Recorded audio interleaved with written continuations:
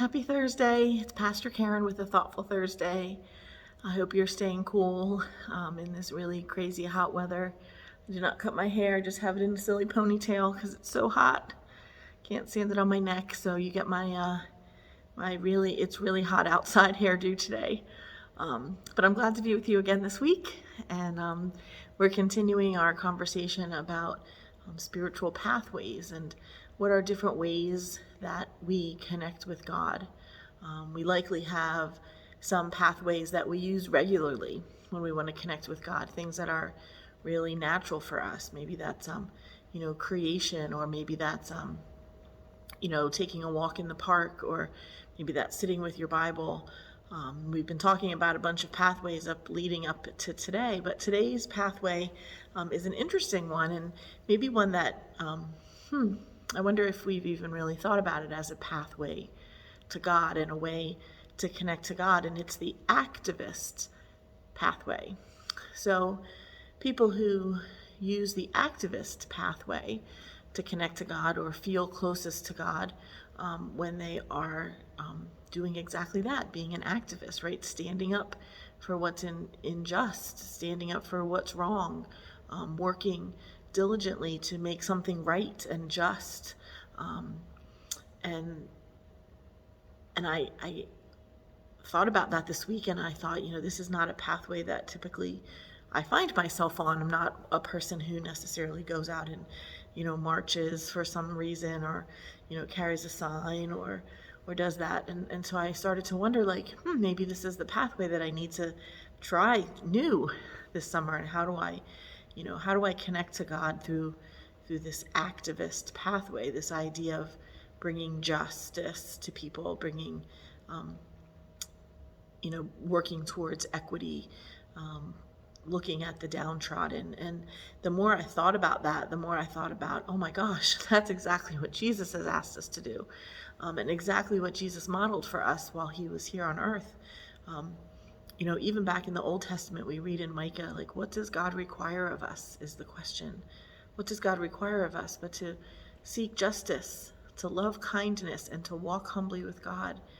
Right there, if we needed a checklist, seeking justice is right there with walking humbly with God. So if we're doing justice, then we likely are walking with God on this pathway. But Jesus himself was an activist, right? He might have been a calm, soft-spoken one, but he spoke up for women's rights, didn't he? He showed the people around him that he respected women, that he thought that they deserved a place at his table, and that they deserved to be taught by him. And he, the women were called in the New Testament to start churches, and so we see all of this Jesus raising up women to have a more equitable place in society.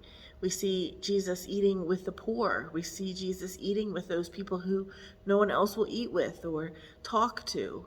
We see Jesus just by his actions, just by who he chooses to spend time with. He himself has become an activist for equity. And so I started to wonder if you can be an activist and not have to march with a sign with 1 million people, whether that's in Washington, D.C. or your local town, or, and how close maybe activism and service really is. Do we acknowledge the poor in our midst?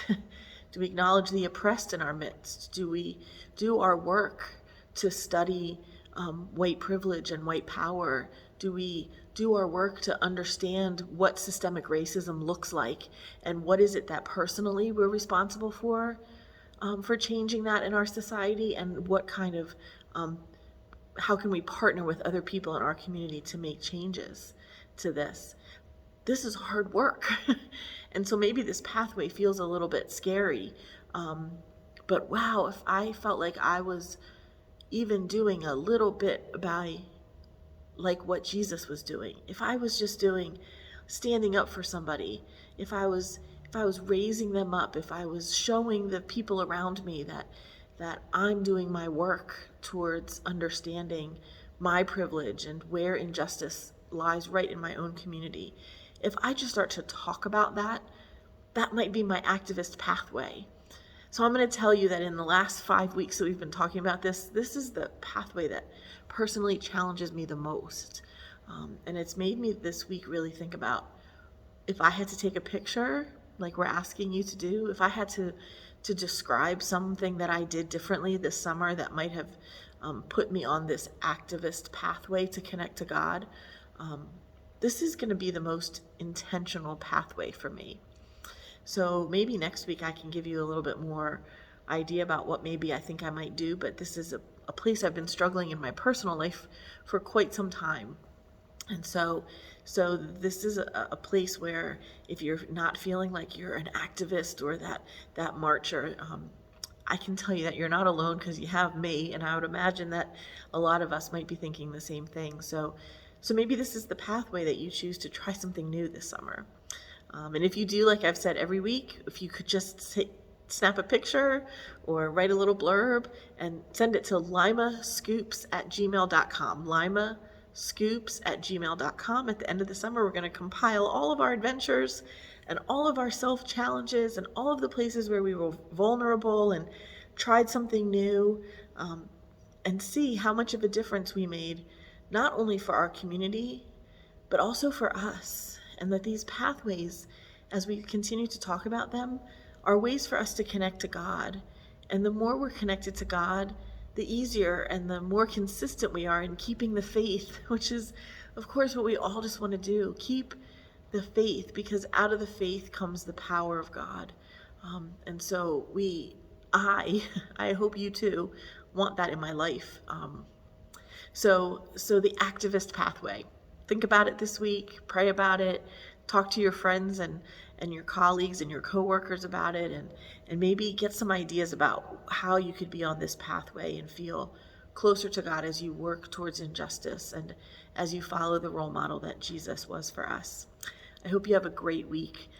I'll talk to you soon. Bye.